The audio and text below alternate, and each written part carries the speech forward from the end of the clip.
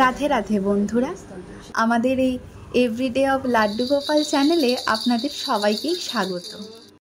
আজ আপনাদের দেখাবো আমার নিত্যদিনের ঠাকুর সেবা। প্রথমেই সকালে উঠে গোপুসোনাকে ঘুম থেকে জাগিয়ে তুললাম। তারপরে দেখো এখন গোপুসোনা স্নানের সময় হয়ে গেছে। জামা কাপড় খুলে ভালো করে ফুল দিয়ে তুলসী পাতা দিয়ে সাজিয়ে গোপুসোনাকে আজ স্নান করিয়েছি।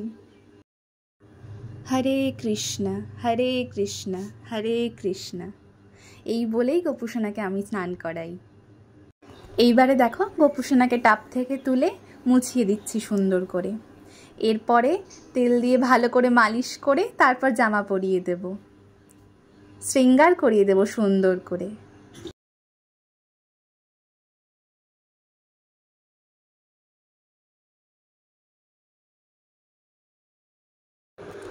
গোপুকে ঘাগরা পরিয়ে এখন হাতের বালা, গলার মালা সমস্ত কিছু দিয়ে চুল পাগড়ি এইসব দিয়েও শৃঙ্গার করিয়ে নিচ্ছি।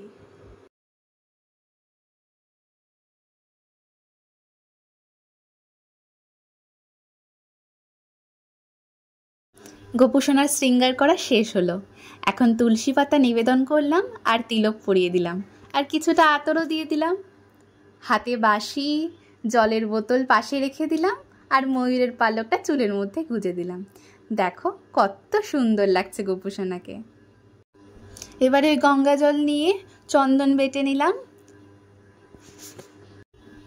তারপর কিছুটা চন্দন তিলকের মধ্যে, তুলসী পাতার মধ্যে আর ফুল বেলপাতার মধ্যে দিয়ে দিলাম। আর এবারে ওই গোপুসোনার যে বাসি জামা ছিল যেটা পরে শুয়েছিল সেটাই ধুয়ে মেলে দিলাম। আজ আমাদের ছাদের বাগানে দেখো একটা গোলাপ ফুল ফুটেছে, এটাই আজ গোপুকে দেব, ওর মাথায় সুন্দর করে গুজে দেব। আজ দেখো ভোগে প্রসাদ হিসেবে দেব আম, লিচু আর চিড়া। তাই জন্য দেখো প্রথমে আম কেটে নিচ্ছি, তারপরে লিচুগুলোকে ছুলে নেব। একটা বাটির মধ্যে চিড়াগুলোকে নিয়ে তারপরে 2 থেকে 3 বার খুব ভালো করে ঘষে ঘষে ধুয়ে নেব। চিড়ের মধ্যে খুব নোংরা থাকে, ধুয়ে না নিলে সেগুলো কি আর দেওয়া যায় বলো?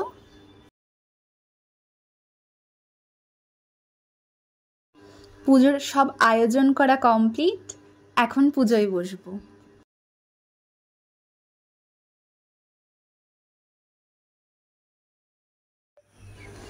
গীতার ওপরে তুলসী পাতা নিবেদন করলাম। এবার রাধাকৃষ্ণর চরণে তুলসী পাতা, তারপরে পঞ্চতত্ত্বে তুলসী পাতা আর মহাপ্রভুর চরণে তুলসী পাতা নিবেদন করলাম।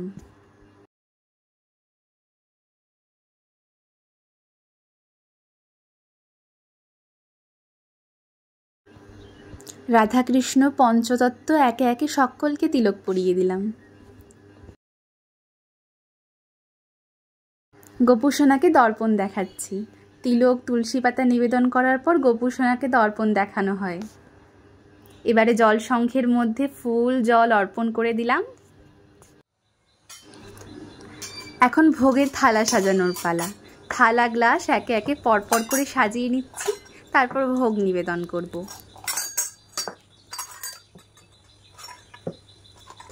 এই নিত্যদিনের পুজোয় কিন্তু ঘর ঝাড় দেওয়া, ঘর মোছা সবই করি, কিন্তু আজকে কারণবশত এইগুলি ভিডিও করা আর হয়নি, কিন্তু সেগুলো করা হয়েছে। এরপরে কোনো ভিডিওতে সেগুলোও দেখাবো। প্রতিটা ঠাকুরের গ্লাসে জল দেবার পর এখন ভেজানো চিড়েগুলো দিয়ে দিচ্ছি, এবং চিড়ে দেওয়ার পর তারপরে ওই আম আর লিচু যে কেটে রেখেছিলাম সেগুলোই ভোগ হিসেবে দেব। তার সাথে বাতাসা আর তুলসী পাতা নিবেদন করব। জানো তো, তুলসী পাতা নিবেদন ছাড়া কোনো ভোগই কিন্তু ঠাকুর গ্রহণ করেন না।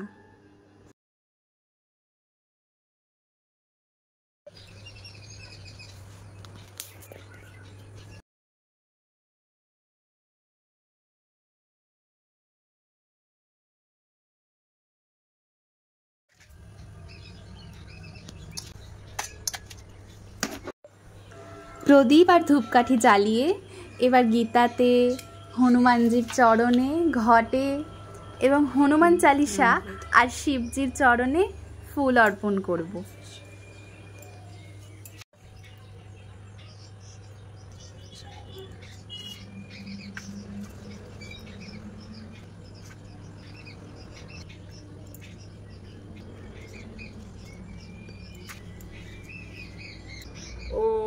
শিবায়, ওম নমঃ শিবায়, ওম নমঃ শিবায়। ত্রিশূলায় নন্দজি নন্দজি। গোপু সোনা, রাধাকৃষ্ণ, পঞ্চতত্ত্ব, মহাপ্রভু, মা লক্ষ্মী, মা সরস্বতী সবার চরণে ফুল অর্পণ করলাম এবং ঘটেও ফুল অর্পণ করে কিছুটা জল প্রদান করে দিলাম। এই দেখো, গাছ থেকে যে গোলাপ ফুলটা তুলেছিলাম সেটাই গোপুর কানে গুজে দিলাম। কত সুন্দর লাগছে।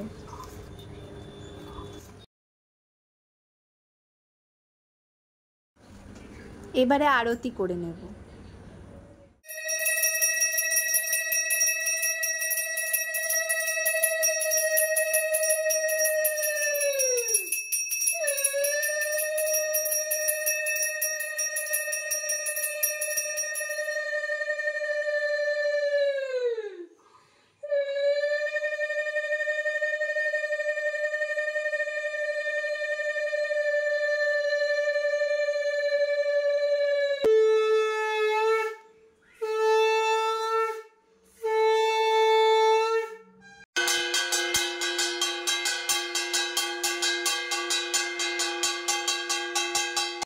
এবারে চামর আরতির পালা।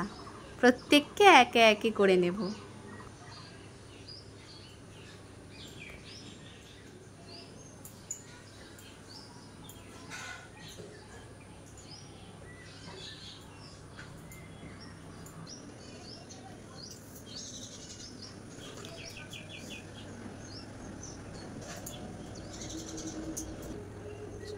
প্রতিদিনের পুজোতেই আমি আরতি হবার পর আমার গুরু মন্ত্র জপ করি, সেটাই এখন করছি।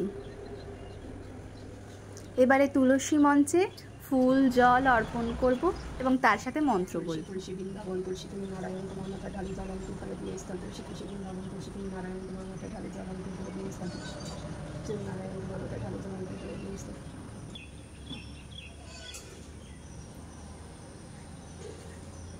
তুলসী মাধবী লতা কও, তুলসী কৃষ্ণ কথা শুনতে পারে তাদের শোনাম তোমার চরণে। তুলসী মাধবী লতা কও, তুলসী কৃষ্ণ কথা শুনতে পারে তাদের শোনাম তোমার চরণে।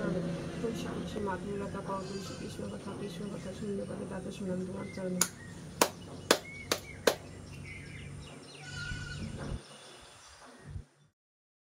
গোপু সোনাকে এখন ভোগ প্রসাদ খাইয়ে দিচ্ছি।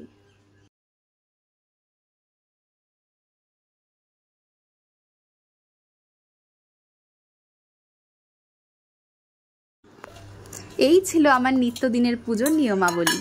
এখন প্রসাদগুলো একে একে তুলে নিচ্ছি, থালা বাসন ধুয়ে রেখে দেব, তাহলেই হয়ে যাবে সব পালা শেষ।